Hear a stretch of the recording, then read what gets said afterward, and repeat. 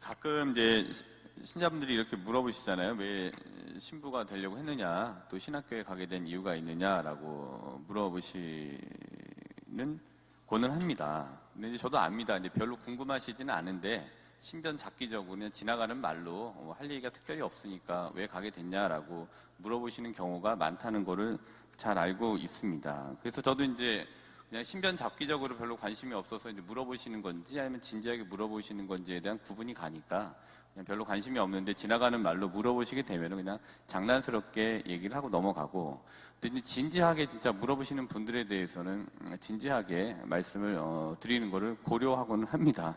근데 이제 그거는 다 굉장히 개인적인 거기 때문에 말씀을 드린다고 저게 그렇게 되나? 라는 생각을 하시게 되기 때문에 이거를 진지하게 대답을 하기엔 참 어려운 질문이기도 합니다. 근데 이제 어쨌든 신부가 되려고 하는 이유, 또 신학교에 가게 되는 이유들은 각자 개인마다 고유한 어떤 게 이제 있기 때문에 가게 됩니다. 우선 이제 그에 앞서서 이런 말이 있습니다. 내밀하고 선거운이라는 말이 있습니다. 저도 이제 몰랐는데, 내밀하다라는 건 알았는데 선겁다라는 말은 이제 잘 몰랐었어요. 근데 내밀하다라는 거는 이제 어떤 것이 겉으로 드러나지 않은 거잖아요. 근데 이거는 이제 다 알고 계시는 거고, 근데 이제 선거운이라는 이 말은 이제 두 가지가 있더라고요. 근데 감동을 일으킬 만큼 훌륭하거나 굉장히 좀 좋다, 뭐 이런 것들이 선거다라는 말이고, 그 다음에 다른 말은 저는 좀 상관이 없는 반대에 있는 것 같은데, 재미가 없다, 뭐 이런 선거운, 성겁다, 그래서 뭐 싱겁다, 재미가 없다, 이런 말이 이제 선거운. 근데 이제 내밀하고 선거운이라는 말을 제가 드린 거는 어떤 것이 드러나지 않다, 그러나 굉장히 감동을 일으킬 만큼 훌륭하다라는 거를 이제 내밀하고 선거없다라는 걸로 이제 저는 제 말로 이제 받아들이고 제 말로 이제 만들어서 사용을 하려고 합니다. 네, 뭐 이거 제가 이제 출신 본당 신학생들이었더니 신부가 된 사람들이 여기 3명이 더 있어야 되는 건데 3명이 나가는 바람에 이 정도가 됐습니다. 지금 보니 둘레 6, 8명인 7명인데요. 저기 제일 키 크신 분이 이제 저희 대장 1호이시죠. 그분이 되신 거고, 근데 그 옆에가 이제 2호이고, 그 옆에가 이제 저이고, 뭐 후배이고, 또 선배들이고 한데, 근데 이제 제가 이제 신학교에 이제 가려고 했을 때 맨 처음에 이제 장난삼아 말씀드린 이유가, 이 사람들이, 여기서 이제 3명이 더 있으면 그 구도가 딱 맞는데, 근데 방학 때 나오면은 왜 인사를 하고 싶은데 안 나온다고 말씀드렸잖아요. 그래서 뭐 하나 봤더니 나중에 성물도를 하고 기도를 이제 하고 나중에 신자들이 다 간 다음에 나왔다라고 말씀을 드렸었죠. 그리고 저 형도 참 멋있다라는 생각이 들어서 나도 저 멤버십에 좀 가입을 해보고 싶다라는 생각을 갖고 신학교에 갔었다라는 좀 표면적인, 또 굉장히 좀 가볍게 신학교에 간 것에 대해서 말씀을 이제 드렸었습니다. 근데 이제 앞서 내밀하고 선거운이라는 말을 드린 것처럼 굉장히 드러나지 않고 훌륭하고 굉장한 일, 그게 바로 이제 내밀하고 선거운 게 바로 성소인 것 같아요. 저분들에 대해서 이렇게 저 멤버십에 가입하고 싶다라는 생각이 있었지만, 저 멤버십에 가입해보고 싶다라는 니즈 이전에 선행했던 거는 이런 내밀하고 선거웠던 하느님과 나만이 알았던 내적인 울림 때문에 이제 가게 된 거였습니다. 그게 이제 제 성소 동기가 되고, 공통적으로 많은 이들이 형태는 좀 다르지만 하느님과 자신만이 아는 내밀하고 선거운 내적인 울림을 받았기 때문에 이제 신학교에 가고 신부가 되려는 이제 결심을 하게 됩니다. 이거는 비단 신부가 된다는, 사제가 된다는 성서 이외에도 다른 영역에서 살아가시는 우리 신자분들도 내가 저 일을 꼭 해야 될 것 같다라는 본인만이 가지고 있는 내밀하고 선거운 내적인 울림이 있으신 분들이 있으실 거예요. 그래서 그거를 선택하고 그 직을 선택하고 이거를 나에게 천직이다라고 하면서 이제 그 일을 해나가고 계시는 분들이 계실 겁니다. 그거는 내밀하고 선거운 내적인 울림, 나만 아는 내적인 울림이 있기 때문에 가능한 겁니다. 이분들 참 지금 생각해도 잘 만나고 잘 지내는데 참 좋습니다. 제가 저 멤버십에 가입할 수 있도록 동기를 부여해줬던 분들이라서 오늘 이제 한번 가지고 와봤습니다. 네. 아우, 제 키 큰 분을 얼마나 까칠했는지, 아유, 지금 생각해도 참, 근데 지금은 굉장히, 그때 얼마나 신부님 때문에 힘들었는지 아세요? 막 이런 얘기를 하면서, 그럼, 미안해. 그때는 내가 좀 그랬어. 라고 하는 이제 그런 관계로 굉장히 다 잘 지내고 있는, 저희 본당 출신 사제단 멤버십입니다. 내밀하고 성거운, 아까 이제 말씀을 드렸죠. 내밀하다 말씀드렸고, 성거운 이런 말씀드렸고, 그래서 이 두 개를 합쳐서 성소라는 거는 내선한 울림, 그러니까 내밀하고 선거운 울림, 하느님과 나만이 아는 내밀하고 선거운 울림, 내선한 울림이 바로 이 성소라고 할 수 있는 것 같아요. 그래서 오늘 이 내선한 울림, 내밀하고 선거로운 울림을 이렇게 떠올리면서 이제 이전에도 몇 번 봤습니다만은 다시 울지마 톤즈를 다시 한번 봤어요. 그래서 거기 이제 기억이 나는 장면이 있었는데 어떤 장면이었냐면은 그 이태석 신부님의 누나를 인터뷰하는 장면하고 이제 그 어머니를 인터뷰하는 장면이거든요. 근데 그 누나를 인터뷰하는 장면에서 이제 그 누나가 이제 이렇게 얘기를 했습니다. 이태석 신부님이 뭐 이 신학교에 가게 된 동기에 대해서 다방에 만나서 얘기를 했다. 그래서 막 얘기를 하더니 거기 했는데 이렇게 이야기를 하더라. 자기도 모르게 자꾸 하느님께 끌리는 걸 나보고 어떡하라는 거냐? 라는 이제 이 말이 나와요. 난 모르겠다. 하느님한테 자꾸 끌린다. 그러니까 자기에게 펼쳐졌던 좀 보장됐던 어느 정도의 확실한 보장된 삶이 있었잖아요. 이태석 신부님께서. 근데 그럼에도 그거보다는 자꾸 하느님께 끌리는 이게 어떡하냐라고 하면서 이제 신학교로 가게 됐고, 그게 이제, 이, 로마로 또 가시게 됐고, 이게 바로 자기도 모르게 자꾸 하느님께 끌리는 걸 어떡하냐라는 게 이런 내선한 울림, 그분만이 알고 있었던 본인의 성소의 울림이었다고 봤습니다. 그리고 이제, 이런 또, 이 뒷부분에 말씀을 드리도록 하겠습니다. 그러니까 자기도 모르게 자꾸 끌리는 거죠. 그러니까 사랑이라는 게 그렇잖아요. 자기도 모르게 자꾸 끌리는 거기도 하잖아요. 그래서 생각을 안 해야지라고 하면서도 자꾸 떠오르고, 자꾸만 보고 싶고, 자꾸만 이제 가까이 가고 싶은 것. 그게 바로 이제 이런 사랑인 것 같습니다. 이태석 신부님의 이 내선한 울림. 근데 이제 제가 장난삼아 주의사항이라고 썼는데, 주의사항은 저는 저만의 길이 있으니까 이런 훌륭한 분과는 비교해 주시는 걸 사양해달라. 이 말씀 먼저 드리고, 전 저만의 길이 있다라는 거 말씀을 드리고 싶습니다. 내선한 울림이 오늘 이제 키워드입니다. 근데 이거를 가지고서 루카복음 17장 11절부터 19절을 보시면은 오늘 이제 치유된 나병 환자에 대한 비유이거든요. 치유된 나병 환자의 비유. 근데 이제 특별히 19절을 보시면은 뭐라고 했냐면은 이제 치유가 되고 10명 중에 10명이 치유가 되고 그 중에 9은 안 오고 1명이 지금 왔단 말이에요. 그래서 19절에서 이렇게 얘기를 합니다.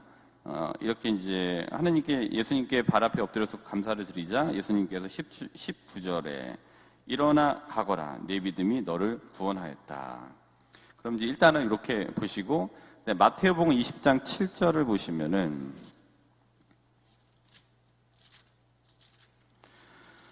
마태복음 20장 7절을 보면은 선원 포도밭 주인의 비유입니다.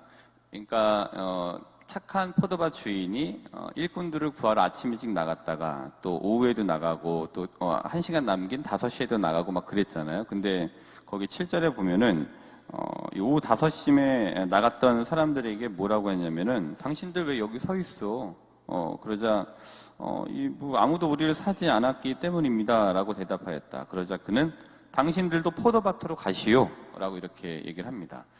그러니까 치유된 나병 환자, 일어나 가거라. 근데 이 사람이 가야 될 거는 포도밭으로 가야 돼요. 근데 그 포도밭은 어디냐? 마태복음 13장 38절을 보시겠습니다. 마태복음 13장 38절. 오늘은 뿌야네요. 그냥 잘 안 보이네. 13장 38절을 보면은 이렇게 되어 있어요. 밭은 세상이다.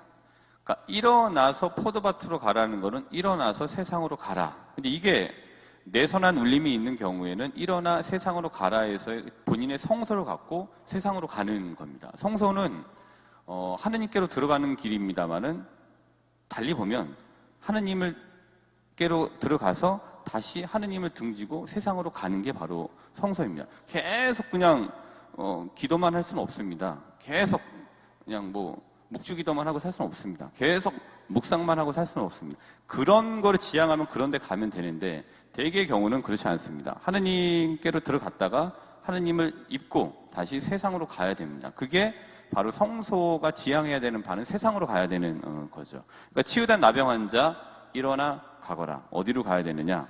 포도밭으로 가라. 근데 그 포도밭은 어디냐? 세상이다라고 얘기를 할 수 있습니다.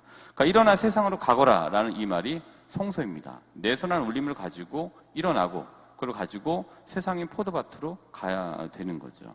근데 이제 이 치유에 대해서 이제 치유가 됐는데 치유가 돼서 돌아왔단 말이에요. 이 나병 환자가. 그럼 치유에 대해서 감사드리러 왔는데 나머지 9은 없었어요. 그러면은 예수님하고 나병 환자하고 둘만 있었던 거예요. 그러면은 일어나 가거라라고 예수님께서 나병 환자에게 했던 거는 나병 환자에게는 예수님과 자기만이 알았던 내밀하고 성거했던 울림이었다고 볼 수 있는 거죠. 이게 이제 성소의 형태를 우리 오늘 복음 말씀에서 이야기해주고 있다고 봅니다. 둘만 아는 내용이었을 거예요. 왜 나머지 9 안 왔고 예수님하고 딱 있었다면 그렇거든요. 우리 요 안에 신앙이라는 거는 하느님과 나와의 1대1의 관계인 거잖아요. 그 둘만 아는 뭔가 계속 왔다 갔다 하는 거예요. 때로는 싫기도 하고, 때로는 벗어나고 싶기도 하고, 때로는 너무 좋아서 좋다고 하기도 하고. 근데 이거를 다 표현할 수가 없는 거잖아요. 내 선한 울림으로 이 하느님과의 관계가 이루어지게 되는 거죠. 그 울림에서, 그래. 너에게 이번에 필요한 거 이거 같은데, 이번에 여기에 도움을 주면 좋겠다라고 하는 내 선한 울림. 여기에 가봐. 그게 이제, 본인하고 그 하느님 사이에서만 알게 되는 거죠. 그렇습니다. 근데 이거 보면은 또 재밌는 거는 요한복음 8장 11절을 보시면은 오늘 좀 많이 찾아봤는데 요 내 선한 울림이라는 키워드를 가지고 한번 계속 봤더니 요한복음 8장 11절도 이렇게 이해해 볼 수 있게 된 것 같습니다. 이 여인이 지금 현장에서 잡혔단 말이에요. 사람들한테. 그리고 현장에서 잡혔고 예수님께 그 사람들이 데리고 와서 앞에 딱 앉혀놓고 이 여자 이거 어떻게 해야 되느냐? 이 여인을 우리 법에 따르면 돌로 던져서 이 처리를 해야 된다. 예수님께서 당신들 중에 돌이 이 죄가 없는 사람이 먼저 돌로 던져라. 그랬더니 성경의 기록은 그러자 나이가 많은 사람부터 하나씩 떠나가게 됐다. 그래서 결국에는 누구만 남았냐면은 예수님하고 그 여인만 남았잖아요. 예수님께서 야 다른 사람 다 어디 갔어? 라고 했더니 아무도 없습니다. 라고 대답을 하죠. 그러고 나서 11절에 이렇게 말씀을 하십니다. 나도 너를 단죄하지 않는다. 가거라. 그리고 이제부터 다시는 죄짓지 마라. 근데 다 떠났어요. 하나씩. 그럼 또 누구만 남았냐면은 이 예수님하고 이 여인만 남았어요. 가거라. 다시 죄짓지 말고 가. 잘 살아. 라고 하는 이 울림은 내 선한 울림이었을 거예요. 둘만 아는 거였을 겁니다. 누구인지 없었다고 볼 수 있죠.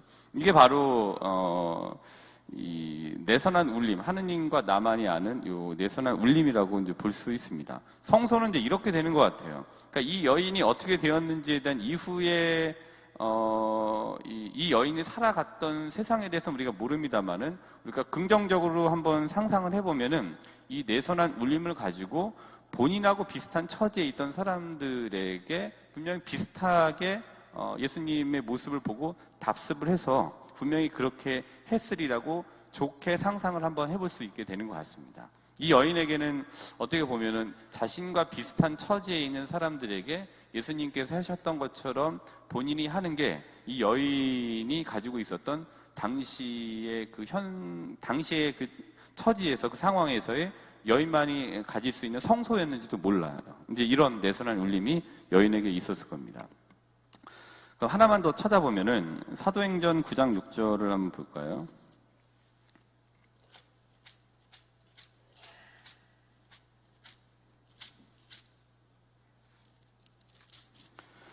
사도행전 9장 6절을 보시면은 이제 이때 사울이 회심하는 장면, 이제 사도행전의 분위기가 확 바뀌잖아요. 사울이 이제 살기를 띠고 다니다가 9절에서 이제 예수님을 만나서 이제 눈에 비닐이 씌우고 그다음에 하나니아스에 가서 안수를 받고 이제 삶이 이제 완전 이제 전폭적으로 완전 바뀌게 되는 그거를 이제 9장에서 우리가 볼 수가 있는데, 사도행전은 이렇게 보시면 9장 6절을 보면은 5절 후반부부터 5절부터 보면은 이제 가다가 땅에 이제 엎어지잖아요. 그러니까 예수님께서 야, 너 왜 이렇게 나를 이렇게 박해하는 거야? 사울아, 사울아. 라고 했더니 사울이 5절에 주님은 누구십니까?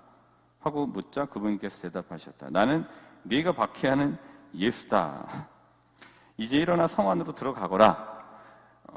이제 그 뒤편에 보면은 8절에 보면은 이 7절 후반부에 보면은 사울과 동행 가던 사람들은 소리는 들었지만 아무도 볼 수 없었으므로 멍하게 있었다. 이것도 일종의 성소의 형태를 좀 우리가 볼 수 있게 만들어주는 거는 사울만 본인에게 있었던 울림과 봄이었던 거라고 볼 수 있습니다. 사울과 예수님 사이에 있었던 내밀하고 선거운 울림이 사도행전 9장 6절에서 우리가 볼 수 있게 되는 것 같아요. 그러니까 우리도 우리만 아는 내적인 울림이 분명히 있습니다. 여기 계신 신자분들에게 분명히 있으실 거예요. 그게 신앙적인 체험이 되고 쌓이면서 내 신앙심의 크기가 되게 되죠. 굳기가 되기도 하고요. 그러니까 오늘 복음에 나와져 있던 일어나 가거라라는 것과 사울에게 이제 예수님께서 이제 일어나 성 안으로 들어가거라라는 것과 뭐가 다르겠습니까? 이게 이제 성소라고 볼 수 있습니다. 그럼 다시 이태석 신부님으로 한번 돌아와 보면은 이태석 신부님의 그 내선한 울림, 일어나 가거라 볼 수 있습니다. 첫 번째, 아까 말씀드렸던 것처럼 자기도 모르게 자꾸만 하느님께 끌리는 걸 어떡하냐라는 거죠.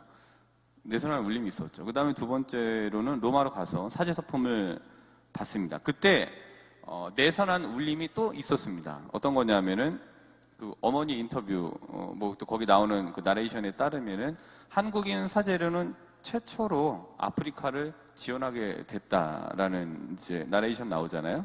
곧 내선한 울림이 첫 번째로 굉장히 큰 덩어리로 하느님이 자꾸 끌리는데 어떡하냐라는 큰 덩어리에 내선한 울림이 있었고, 그 성소 안에 또 다른 성소, 더 세밀하게 성소로 들어갈 수 있게 아프리카에 대한 끌림이 있게 되신 거죠. 그리고 이제 글로 다시 가시게 된 거죠. 그러니까 성소는 큰 덩어리의 성소가 있지만 그 세밀한 큰 성소 안에 세밀한 성소들이 계속 있게 되는 것 같아요. 그러니까 내가 이쪽으로 가야 되겠구나. 내가 여기를 가서 봉사를 해봐야 되겠구나. 그 다음에 여기에 가서 도움을 줘야겠구나. 그 다음에 여기 가서 이런 걸 한번 해봐야 되겠구나. 라고 하는 세밀한, 촘촘한 이제 성소들이 이제 살면서 있게 되는 거죠. 이 것들. 네. 그래서 전 영화를 이렇게 보면서 다시 돌려보면서 이런 이태석 신부님의 구칙했던 또 거기에서 구칙한 거에 따랐던 세밀한 내선을 울림에 대한 걸 한번 보게 되었습니다. 그래서 아까도 말씀드렸습니다만은 뭐 이런 분들하고 저하고 비교는 해주지 않으셨으면 좋겠습니다. 저는 저만의 길이 있으니까 저대로 가니까 이분들은 이분대로 훌륭하신 분이고 저는 저 나름대로 내선하게 은밀하게 하느님과의 관계 안에서 가고 있습니다. 성소는 이렇듯 내선한 울림이다. 네, 이태석 신부님 사진 한번 보시면 기분이 좋아지실 것 같습니다. 그래서 오늘 분명 일어나서 가셔야 할 곳이 있으실 겁니다. 또 가야 될 사람이 있으실 겁니다. 그러니까 내선한 울림인 일어나 가거라에 한번 집중해 보시면서 현재 나의 위치에서 나의 성소는 무엇인지 한번 돌아보시는 하루 되시길 바라면서 오늘 미사를 정성껏 봉헌하도록 합시다.